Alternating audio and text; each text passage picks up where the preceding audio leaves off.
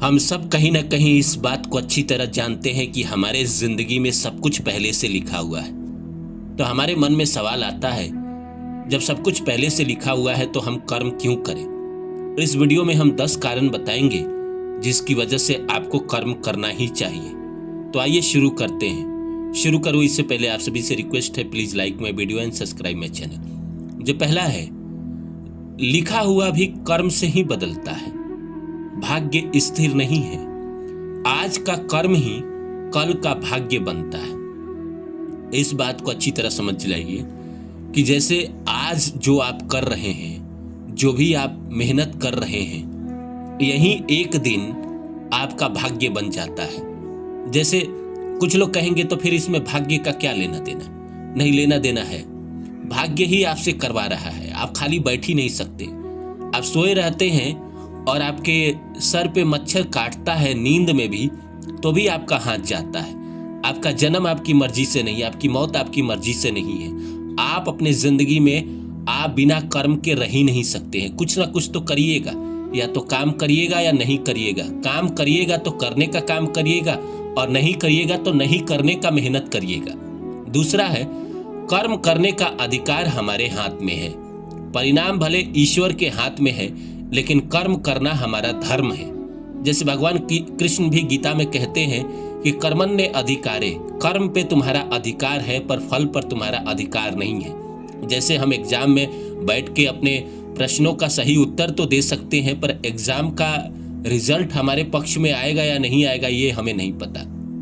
उसी तरह मेहनत आपके हाथों में है। आप कितना भी कोशिश करिए, मेहनत करिए, आपके हाथों में मेहनत है। आप पहाड़ तोड़ के रास्ता बना सकते हैं दशरथ माझी की तरह, ये आपके हाथों में है। आपको ख्याति मिलेगी या नहीं मिलेगी ये आपके हाथों में नहीं है, लेकिन प्रकृति, मेरा तजुर्बा है कि प्रकृति ख्याति भी देती है, सफलता भी देती है। इसीलिए कर्म इंसान को करते रहना चाहिए। तीसरा है, कर्म बिना ज्ञान अधूरा है। अनुभव और समझ केवल कर्म से ही आती है, लिखे भाग्य से नहीं। जब तक हमें जिंदगी में रोना ना पड़े, जिंदगी में घसीटना ना पड़े, हमारी बुद्धि नहीं खुलती है। हम संघर्ष करते हैं, मेहनत करते हैं, फेल होते हैं, क्योंकि जो चीज हमारे भाग्य में नहीं लिखा है उसके लिए हम भागते हैं और हम फेल होते हैं। जैसे किसी का प्यार, किसी लड़की का प्यार हमारे किस्मत में नहीं लिखा है, आप उसके पीछे भागे, उसका प्यार आपको नहीं मिला, लेकिन जो सबक मिला, जो सीख मिला, ये आप भाग्य के सहारे नहीं सीख सकते थे, ये कर्म करके ही सीख सकते थे। इसी तरह जिंदगी के बाकी क्षेत्रों में भी है। चौथा है, कर्म से ही आत्मा का विकास होता है। बिना कर्म आत्मा जड़ हो जाती है, कर्म से ही चेतना आगे बढ़ती है। चाहे आप स्पिरिचुअल इंसान है, चाहे कहीं ना कहीं मेटेरियलिस्टिक इंसान है, आपको कर्म तो करना ही पड़ेगा। स्पिरिचुअल है तो बैठ के मेडिटेशन करिएगा तो आत्मा का विकास होगा। अगर कहीं ना कहीं मेटेरियलिस्टिक है तो आपको जाना पड़ेगा, दर दर नौकरी मांगना पड़ेगा, काम पे जाना पड़ेगा, पैसा कमाना पड़ेगा, शादी करना पड़ेगा, बच्चा करना पड़ेगा, तभी आपके आत्मा का विकास होता है, तभी आपका आत्मा अनुभव कर पाता है। ये जिंदगी का रूल है, हर इंसान को ऐसा ही करना पड़ता है। कर्म से कोई भाग ही नहीं सकता। कर्म हमारे किस्मत में लिखा हुआ है। हमें बोतल से पानी पीना है या लोहे के बोतल से पानी पीना है या ग्लास से पानी पीना है, ये भी लिखा हुआ है। आपके जिंदगी में मोटा मोटी सब कुछ लिखा हुआ है। आपका जन्म कहाँ होगा, किस परिवार में होगा, कौन आपके माँ बाप होंगे, कौन भाई होंगे, कब शादी होगी, कब आपको सफलता मिलेगी, सब कुछ लिखा हुआ है। भाग्य अवसर देता है, कर्म परिणाम। अवसर मिलना भाग्य है, लेकिन उसे सफल बनाना कर्म है। मुझे याद है शाहरुख खान ने कहा था कि लोग मेहनत करते हैं फिल्म को पाने के लिए, लेकिन फिल्म पाने के बाद जो मेहनत मैं करता हूं वो कोई नहीं करता है। तो भाग्य आपको फिल्म तो दिला सकता है, काम तो दिला सकता है, नौकरी तो दे सकता है, किसी का प्यार तो दे सकता है, लेकिन उसको बरकरार करने के लिए, बरकरार रखे रहने के लिए आपको कर्म करना ही पड़ता है, मेहनत करना ही पड़ता है। दुकान चलना आपकी किस्मत है, लेकिन दुकान को मेंटेन करना ये आपके हाथों में है, ये आपका कर्म है।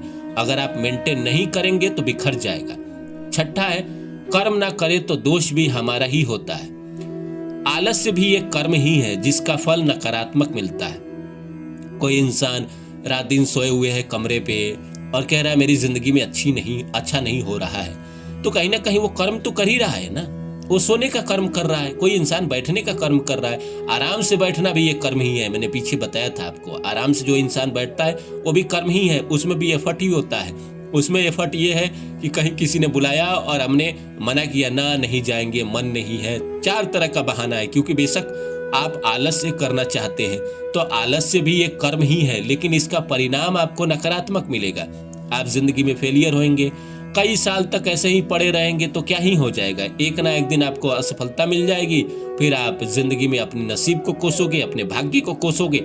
इसीलिए कर्म तो करना ही पड़ेगा। जब तक मैं यूट्यूब पे वीडियो ना डालूं तब तक कैसे होगा कि हाँ चलेगा या नहीं चलेगा, आप तक जाएगा या नहीं जाएगा। कर्म तो करना ही पड़ता है, हर इंसान को करना पड़ता है, आपको भी करना ही पड़ेगा। 7वां है, कर्म से ही परीक्षा होती है। जीवन की परीक्षा भाग्य नहीं, हमारे कर्मों से होती है। हम जो कर्म करेंगे उसी से तो हमारे पुण्य पाप बनेंगे। अगर हम किसी का भला करेंगे तभी तो हमारा भाग्य बनेगा, अगर हम किसी का बुरा करेंगे तभी तो हमारा दुर्भाग्य बनेगा। तो कर्म अगर हम नहीं कर रहे हैं तो हमारा ना भाग्य बन रहा है ना हमारा दुर्भाग्य बन रहा है। बिल्कुल एकदम शांत जीवन। जैसे होता नहीं है कि जिंदगी में कभी कभी ऐसा समय आता है कि आपके जीवन में कुछ ना होता है, ना अच्छा ना बुरा, एकदम से उचाट टाइप का जिंदगी चल रहा होता है। ये बेशक ये ऐसे कर्म है जब आपने किसी जन्म में, पीछे के जन्मों में ना अच्छा किया था ना बुरा किया था, वैसे ही इस जन्म में उसका फल आया है कि आपकी जिंदगी में ना अच्छा हो रहा है ना बुरा हो रहा है, बस जिंदगी चल रही है। 8वां है, ईश्वर भी कर्मशील को ही सहायता देते हैं। जैसे कहा जाता है ना, किस्मत भी बहादुरों का ही साथ देता है, वैसे ही ईश्वर भी जो इंसान चलते रहता है उसी का रास्ता खुलता है, उसी को रास्ता देते हैं। अगर आपने एफर्ट किया है, 10 दरवाजा खटखटाया तो 1 दरवाजा तो आपके लिए खुलेगा, 100 दरवाजा खटखटाया है तो 5 या 10 तो खुलेंगे आपको। 10 वीडियो आपने यूट्यूब पे डाले हैं तो 1 तो चलेगा, 1 तो लोग देखेंगे।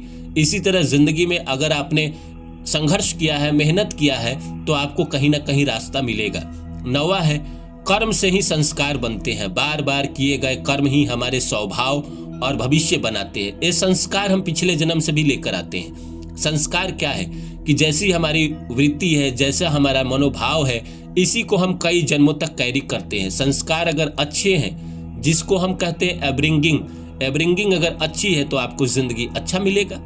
10वां है, कर्म से ही मुक्ति का मार्ग है।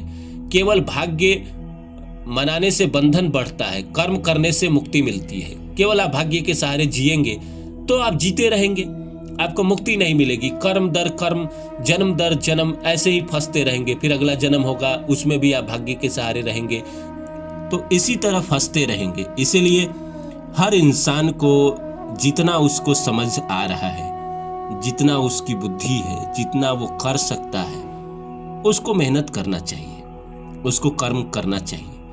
भाग्य तो किसी को नहीं पता है किसके साथ क्या होना है, लेकिन कर्म सबको पता है कि वो क्या कर सकता है। हाँ, कभी कभी ऐसा समय आता है कि इंसान मजबूर हो जाता है, उसको दिखाई नहीं देता है कि क्या कर्म करूं, लेकिन जो आपको समझ में आ रहा है आपको कर्म करना चाहिए। निष्कर्ष यही है कि सब कुछ लिखा हुआ हो सकता है, लेकिन लिखा हुआ कैसे खुलेगा ये कर्म तय करता है। कर्म ही वो चाबी है जो भाग्य का ताला खोलती है।